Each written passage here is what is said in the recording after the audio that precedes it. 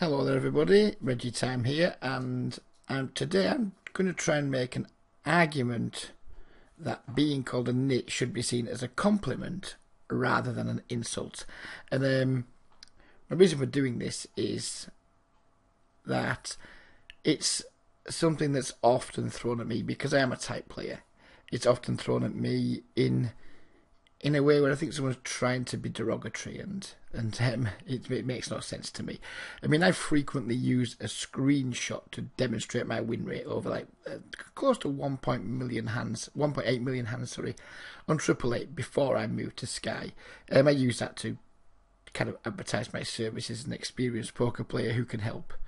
You can help inexperienced and new players or long-term losing players, that type of thing. And my stats in the screenshot come in at around 19/14 with a 2.5 aggression factor, 5.5% 3-bet, and a 1 win saw flop of just 41, which, yeah, I accept it's tight, you know. Pre-Black Friday, those numbers would absolutely have been classified as my being a tight, aggressive player. Almost certainly. In the modern game, they are undoubtedly, and probably quite rightly, classified as being nitty because people play much looser than that these days. So I get it.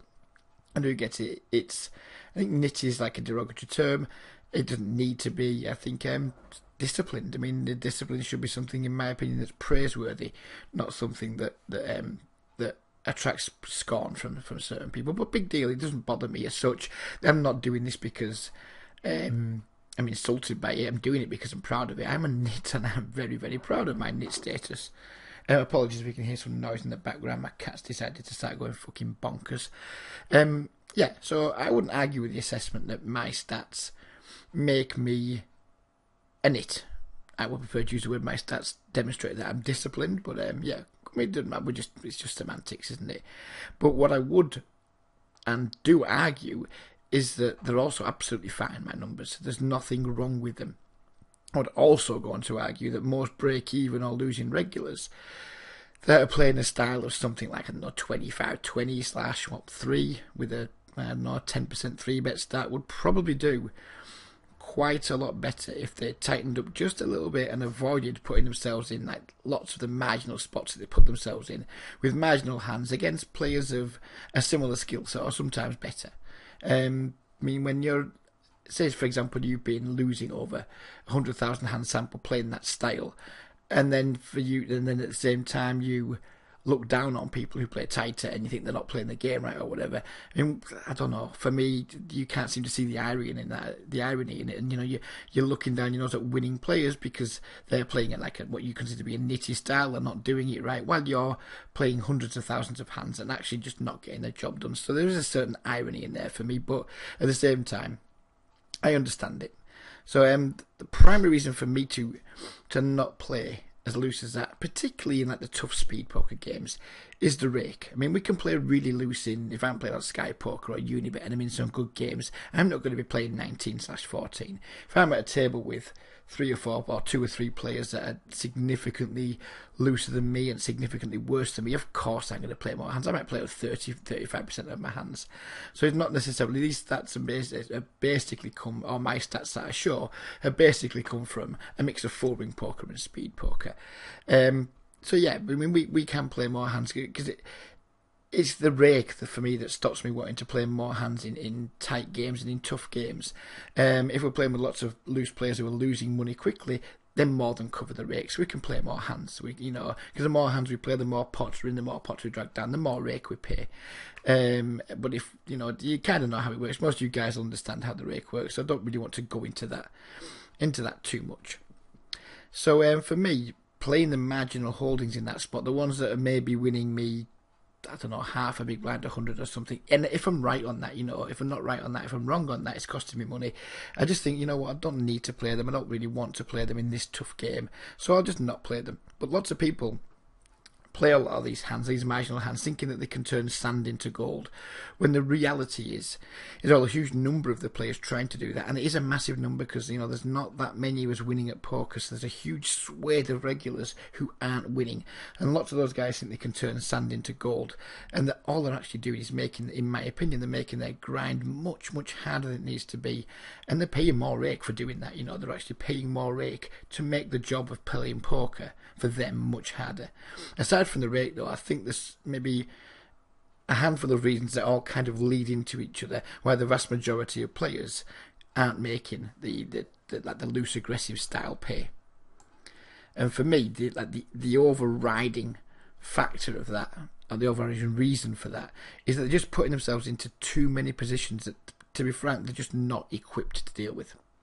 I mean, that they are like borderline, obsessed is the wrong word, but the kind of like players today, and all limit hold'em players today, it's like pre-flop is the end all be all, and so they're obsessed with being this pre-flop warrior that's like being really strong pre-flop, 3-betting with like pretty wide ranges, not folding to 3-bets, defending your ranges, etc. Really, like, look at me, I'm really tough to play against pre-flop, and then they just kind of fall apart post-flop, because to be frank, the post-flop game isn't good enough to deal with the situations their pre-flop shenanigans put them in my opinion. I mean, so often somebody will like sorry, I lost my train of thought there for a moment. Yeah, I mean, I've spoken to so many players that in the past have had so many flimsy reasons for all that the pre-flop brinkmanship that they're going through, and they just haven't got a clue post-flop how to get themselves out of the situations and the problems that the pre-flop play gets them into. So quite often they'll come to me and they'll be like, well, what would you do in this particular spot? And it could be any kind of spot. They could have flopped second pair top kicker in a 4-bet pot with ace-8 suited or something like that. Who knows what? And I would just say to them, I don't know what I'd do, because it's just not a spot that I find myself in. It's not a spot that I try and put myself in. And but the thing is, I don't want to talk about the pre-flop, but I'll try and go back to talking about pre-flop. And they're like, no, that's pre-flop standard. Forget pre-flop, that's standard. Now what do I do? And that reminds me of like an old Abe Lyman quote from quite a long time ago on 2+2, from like one of the best threads you could ever read. If you haven't ever read it, you should just go back and read it for the entertainment value, and there's all kinds of nuggets of wisdom in there. It's something like number 2000 random shite. If you search Lyman, Limon, on 2+2, you'll find that thread. It's got so much gold in it, and you should just read it for entertainment and for education purposes. And he used like a quote in the opening post of that thread, which effectively, I'm going to paraphrase it, it's not quite as he used it. It's something along the lines of like, Jimmy's in jail, and he rings his dad up and he says, don't ask me why I drank 10 beers, Dad, because that's just what I do, it's standard. Don't ask me why I got in the car to drive home, that's standard too. And don't ask me why I crashed, because it's obvious I crashed because I drunk and drove. Just tell me tonight how I'm going to avoid getting bummed by this cellmate over here. So it's kind of like, don't worry about pre-flop, it's standard, that's standard, this is standard, that's standard. Just tell me now how to get out of this shit situation I've created for myself. And a lot of the times it's quite as simple as, don't create that shit situation for yourself, because you simply do not have the skills to deal with that post-flop. And the moral of the quote really is, we can't just frequently get to a point in hands where we're stuck in hands, and not go back and critique our early decisions. It's not a matter of, we're here now, what do we do? A lot of it's going to be just work back from it and think, well, why am I here? Why am I always putting myself in spots that I can't handle post-flop? And then, then we'll start maybe getting to the root cause of some of your problems. But that's what many people are doing. Too many people, in my opinion, are doing, and they're doing it way too often. They're getting involved in tons and tons of marginal spots pre-flop that just create problems post-flop that we all know we can't handle. People just suck post-flop way more than pre-flop. I know tons of regular very good pre-flop players. Post-flop, they're just horrendous. They just want to be like laggy pre-flop, and then they're just like a nit post-flop because they don't know what to do anymore, because they've just got stuck in their hand. I mean, it's completely bonkers, and it's a totally terrible business, in my opinion. When we see people showing graphs of like huge samples, showing almost flat green line and saying, where should we improve? It's just bad for business. If you're a poker player playing lots of hands, to continually just put yourself in spots that aren't going to help you to make money long term. It doesn't make sense to me to do that.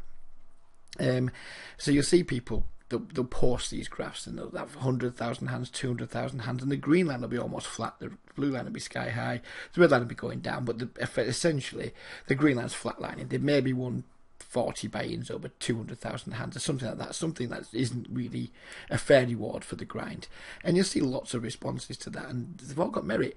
You should 3-bet more. If someone's got a low 3-bet, you should c-bet more. You should c-bet less. You're overfolding in some spots. You got a showdown too often. There's all kinds of reasons why people's graphs aren't that good. But for me, all of those reasons probably have all the merit in the world. You couldn't argue with any of the reasons, but the simplest solution is, for me at least in the short term, is just to tighten up pre-flop, because then what will happen, you won't get in as many spots post-flop where you don't know what to do. So you'll be naturally improving your post-flop statistics and your post-flop play, because you'll just be in spots where you know what to do. What happens, our leaks occur post-flop when we don't know what to do in a spot. So we might end up c-betting too much in a spot where we shouldn't be c-betting too much, or checking too much in a spot where you're going to get all your numbers out of sync because you don't know what to do. So when you don't know what to do, you end up guessing. When you're guessing, you're not going to get it right enough. So if you're playing tighter ranges pre-flop and your hand's kind of you know where you are in the pot more often post-flop, you're going to make more of the correct decisions, in my opinion. You're going to be making way less mistakes on a very frequent basis, which is what happens when people play too loose and aggressive. And they just get put in spots where they make mistake after mistake after mistake. So subsequently then, theoretically, your win rate should improve, your variance should be reduced because of your increased win rate, and hopefully your confidence will increase because, you're starting to see a graph that's trending upwards and going the right way for you. At that point, and only at that point, in my opinion, are you then ready to slightly start widening your pre-flop ranges. Because what we're going to do, we're going to strip it back, we're going to play really tight. We're going to get good at post-flop in the spots, with our strongest hands and what have you, with the strongest parts of our range. We're going to get really good, so we're playing all those spots really well. And then we can say, you know what, we're playing really well here. And we've improved a lot as a player. So now I'm going to slightly widen my ranges, not do too much at a time. I'm going to get used to playing the new spots that I'm going to be putting myself in because of my ranges have changed. I'm going to get used to playing those spots. I'm going to play them well. I'm going to go and get advice on how to play these new spots, learn to play them well, and just keep rinsing and repeating that process.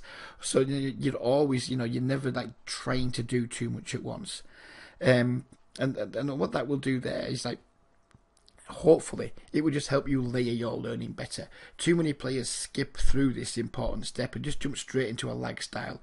They just skip the whole let's be tight thing and they jump straight into being too loose and aggressive, because it's not that hard to get some pre-flop hand charts and say this is what I'm going to be. You could be quite a new player, you can get some pre-flop hand charts that, to be frank, are just way too loose for you, but you start playing them and you're just getting tons of spots that you just don't have a clue what to do.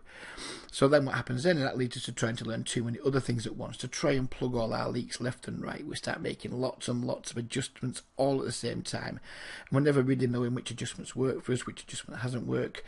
Some things will lead to, you might plug one leak and it might lead to another leak somewhere else, because you're just trying to do just way too much at once. And what happens then, it can just lead to some horrendous mental game issues.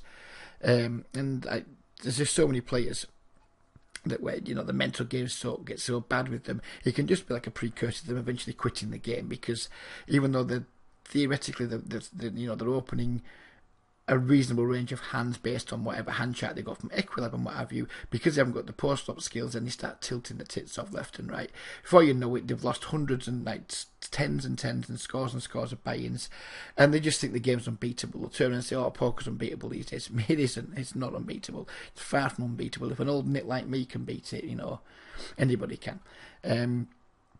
It just causes mental game problems, and people will just quit, because more sensible people, they understand they can't sustain those capital losses forever. That comes when you're a losing player in speed poker. You can rack the losses up very, very quickly. But a lot of mental game problems, in my opinion, can be tracked back just to a lack of knowledge and a lack of skill in certain spots. Many of the players that have come my way have had some horrendous mental game issues when they first come to me, and they've taken such a long time to unpick, because they've kind of learned things to a level of unconscious competence that's just wrong, and they're just doing things that are wrong, and it's just so hard to unlearn these things before before you can start like putting new things in. It's just you've got to strip it right back, and it's really hard to do for lots of players because they've just got so many bad habits that are just ingrained on their brains. It's just really hard to unpick the mental game issues from the technical issues because they're just all so tangled together. It's really difficult. It can sometimes take quite a lot of sessions just to strip somebody back to where they're just playing, fundamentally tight, solid poker. So to sum up for me, if you are struggling to make your poker pay, rather than stretch your bell curve, if you're familiar with the mental game of poker, he has a bell curve diagram, like an inchworm diagram, and what he's saying is we should always just be improving the worst part of our game to eventually move our game forward. And this is essentially what we're going to try and do if you are a player that's playing too loose and losing. If you're playing loose and winning, fine, ignore all this, you've listened for too long. But if you're playing too loose and losing, what we're going to do, first of all, we're going to try and tighten up. We're going to try and tighten that bell curve right up so it's quite a high pitch and there's not such a massive spread between our D game and our A game. The more, if we've got a D, C, B and A game, there's a big spread of what are we going to deliver this time. It just promotes a massive level of inconsistency. Whereas if we tighten right up, we don't really have a D and a C game. Then we just have an A and a B game really. So then we can just start working more on some of the problems that we have. So that's the first thing we're going to do. We're not going to stretch our bell curve further by trying to learn more and more and more, whilst we still haven't mastered some of the basics. There's no point trying to learn about an optimal 4-bet frequency if you've got your button ranges are wrong in the first place, because you're just going to be making more and more mistakes and they're going to be costing you more and more money. So what, in my opinion, what we should be doing is we should be thinking about starting to strip back our game to a point where we're just playing really well post-flop from tight ranges and then start moving on. And for me, we're going to learn them with a lot more structure. I think the big problem with poker at the minute is new players come to it. People then say, oh yeah, go here, use this hand starting chart, and people are starting to use hand charts and they're opening hands where they've maybe only played 10 or 15,000 hands of poker lifetime, and they're trying to play 25-20 with with an 8% 3-bet. That is not going to work. 100% that is not going to work for you unless you run insanely hot at the start of your poker career and then hopefully pick up quite quickly and understand you run hot and learn. So for me, that's what you should be doing. And I'm not saying this to come and learn with me, because you don't need someone to essentially help you play tighter. But yeah, that's my defense of why I'm being such a nit, because I just think it just works. My game rarely breaks down because of it. I think the looser I play, the more things go wrong in my game. Like everybody else, the looser we play, the more components there are to our game, the more things can break down. And I just prefer to just keep things nice, tight, solid, game select well, and get the job done. It's not for everyone, I understand that, but for people to get back to the original point of it, which was people saying nit like it's a derogatory term. If you call me a nit, I'm going to take that as a massive compliment, because I'm going to take it as I'm someone who's disciplined, someone who's very aware of the limitations, and someone who does everything to maximise their profitability, and not getting too carried away in the whole dick waving pissing contest, reg versus reg, look at me, I'm a pre-flop warrior but I'm a post-flop idiot sort of thing that we have going on quite a lot in the current no limit hold'em scene. So there we are. That's my justifications or my reasons for why I think playing tight is still a very reasonable way to try and defeat the micro stakes. I'm sure some of you guys will have been listening to this and thinking, hating every word of it. That's fine, I have no issue with that. I'm sure some of you guys will have been listening to this and thinking, wow, that's really resonated with me. That tends to be what happens when I make these kind of videos. People tend to have quite polarised views with them. But if you do have any feedback at all, any questions, any comments, please do just leave them in the usual places. And as long as they're not ridiculously offensive or just outright unpleasant, I will reply to them all. So I hope you all have a great weekend, and keep winning at poker, and don't forget, just sometimes think about not 3-betting that, whatever it is, that king 5 suited from the cutoff versus middle position. You don't have to do it. There is another way, and if you want to know more about that other way and you want someone to talk to who has done it, been for a long time that way, you know where I'm at, you know where to get in touch with me, and I'd be delighted to hear from any of you. But for now, we're going to leave it there, and yep, take care everybody until the next time. Bye bye for now.